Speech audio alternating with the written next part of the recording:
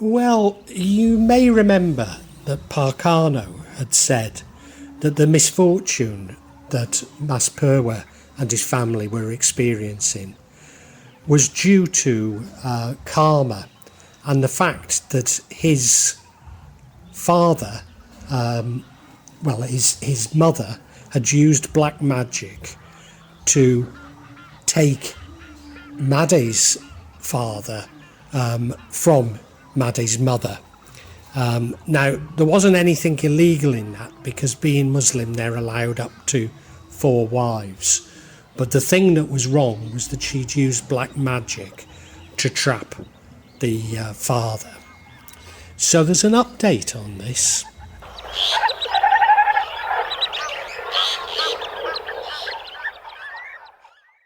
Now, this is part of a new section to the magic of Java called The Real Magic of Java. In this new section, I'm going to focus on real people performing what they believe to be real magic in Java. I'll attempt to explain some of the elements of this Javanese magic, particularly what I describe as the Kejawen elements.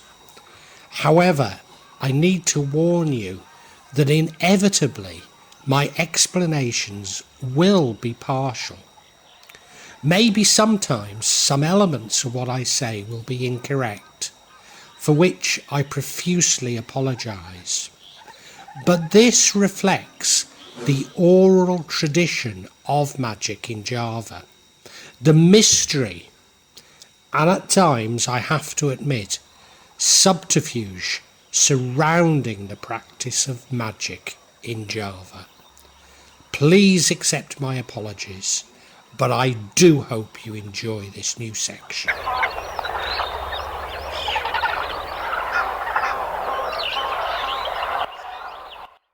Yeah, and that update is that Mas Purwa's wife was admitted to hospital yesterday, and she'd been fainting and blacking out and losing her memory. Now, I witnessed her doing exactly the same when the news first broke about her son having been murdered.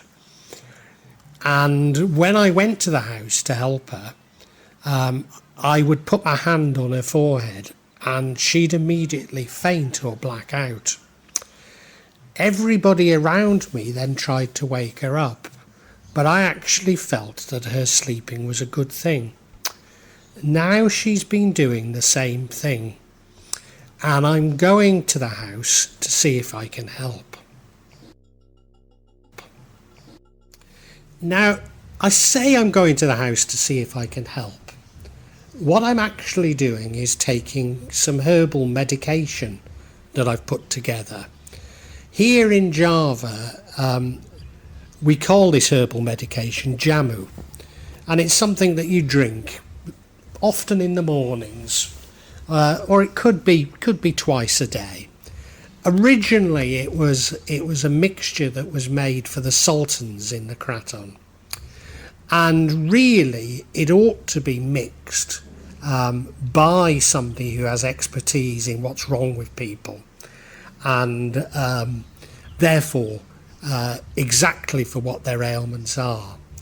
However, increasingly it's become available to everybody, and it uses sort of generic ingredients. There's a few different types of Jamu, but each follows a sort of generic pattern.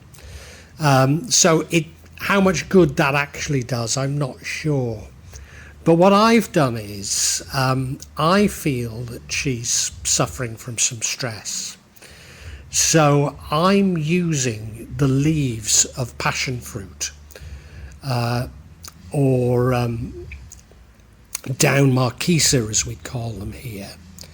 I've also used some down bidara, the leaves of a sort of thorny tree,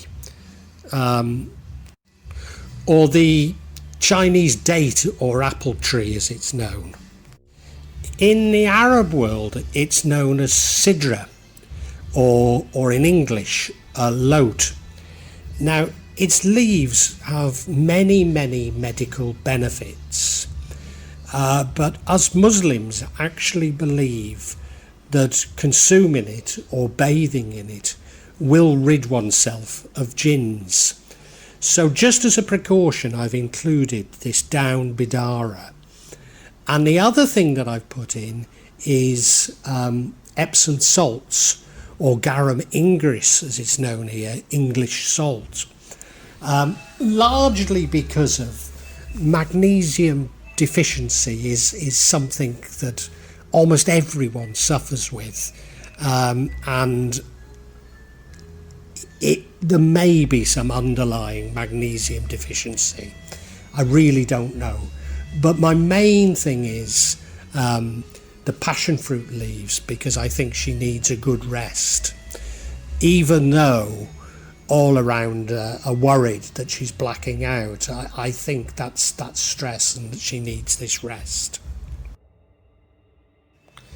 Now, Mas Purwa's wife had been admitted to the local, I don't want to call it a hospital, that's much too grand. It's a religious place with beds in it. There aren't really qualified doctors. There's people saying prayers there, but little else. And they'd diagnosed diarrhea, and she may well have some diarrhea. But what they'd failed to mention was the stress. So I think we have here, okay, I'm probably being cruel on medical science, but we do have here the difference between the approaches that I'm learning and medical science. Medical science looks at the symptoms and treats the symptoms, whereas I'm much more mindful of an underlying cause. And I'm certain that all of this is stress related, hence what I put in the Jamu. Now, you might also remember that Pak Karno had said that the stroke that Mas Purwa had suffered had been sent by somebody, by a Dukan. And I'm sure if he's consulted over the wife, he'll say the same thing. Now, I'm not wanting to challenge Pak Karno on his definition, on his interpretation. But since Ramadan started, I found myself being much more drawn back into Western scientific explanations, despite me being somewhat dismissive of them and dismissive of the medical explanation. I've become a little bit dismissive. That's not for me to say that maybe there isn't something that we don't understand going on. But Pak Karno is really reaching out to his understanding of the paranormal. And that's his training, that's his background. Whereas I find myself coming back to my own scientific training. And I think maybe I need to explain this a little further. And that is that it seems to me that what I have learned through Kajawan and my experience is that there are many things that we can't fully explain through science, and that some of us turn to the paranormal to explain those things, whereas others just forget about them or are dismissive of them. Now, I used to think that one day science will catch up with these things, but I'm not so sure now. Certainly if it's wedded to materialist science and the scientific method, maybe it never will catch up with these things. The things that I know that really do happen are forms of telepathy and forms of control of one person over another, often over very long distance, and this can be over very long distances. Now, maybe in science it's hinted at through quantum entanglement, but I think it's something that we don't understand, and we maybe never will within the paradigms of materialist science. So what I've decided to do is to treat the wife for stress.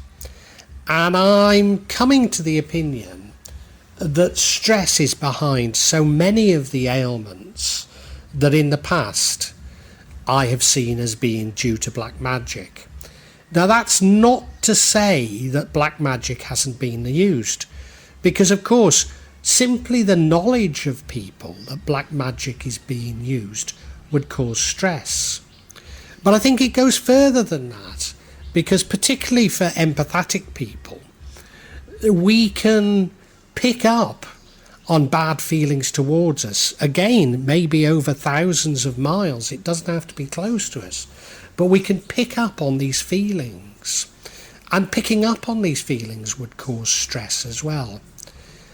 So maybe what I'm saying is that stress is behind so many of the things that I've witnessed for such a long time, and that's why I'm really trying to treat this as stress related, whilst not discounting the paranormal, and certainly not wishing to challenge Pak Karno's understanding.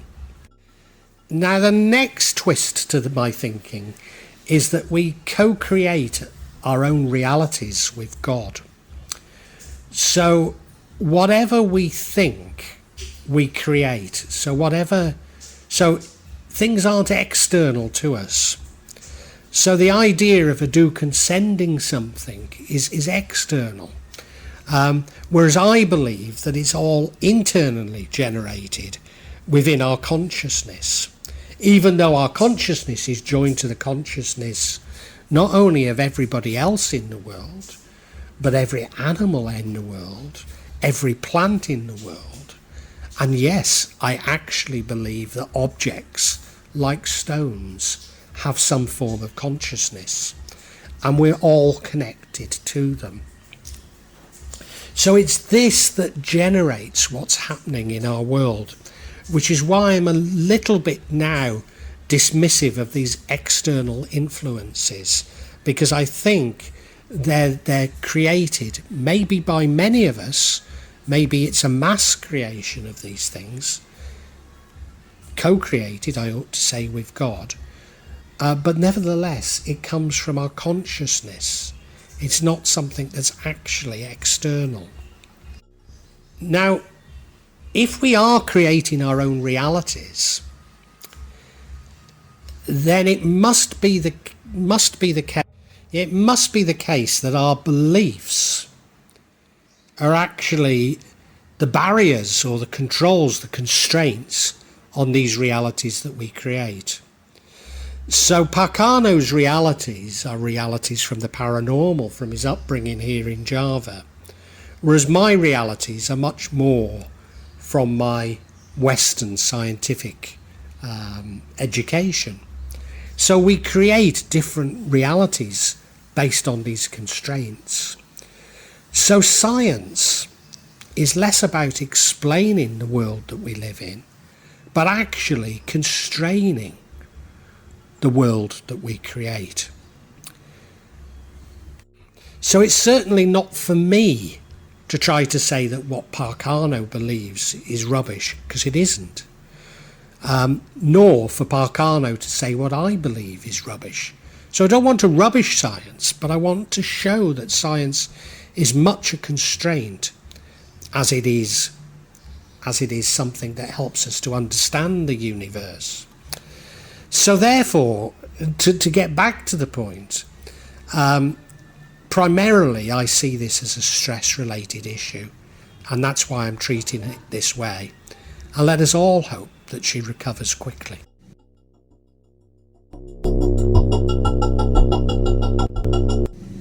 Well, I really hope you've enjoyed this. Because these are real events, I can't say how regularly I'm going to be adding to this subsection, because I don't know how often they're going to occur. But I would imagine that they'll be at least every couple of months, maybe monthly. Now, if you'd like to know when that's going to be, please subscribe and hit the button, and you'll get information on when new ones are released. I'd love you to make comments and ask questions, and if you do, I'll attempt to answer them as honestly as I can.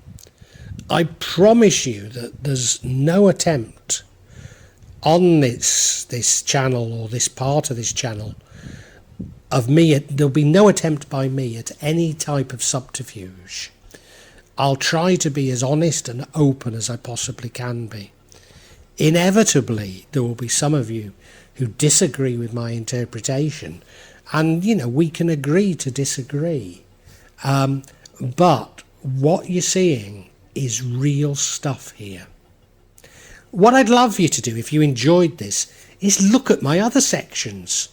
Particularly, I've written novels about magic in Java, and they contain much more information in them, especially me trying to understand the theories of magic, the psychology of it, and I try and intersperse them with a sort of spiritual dimension. Anyway, thank you so much for watching, and God bless you.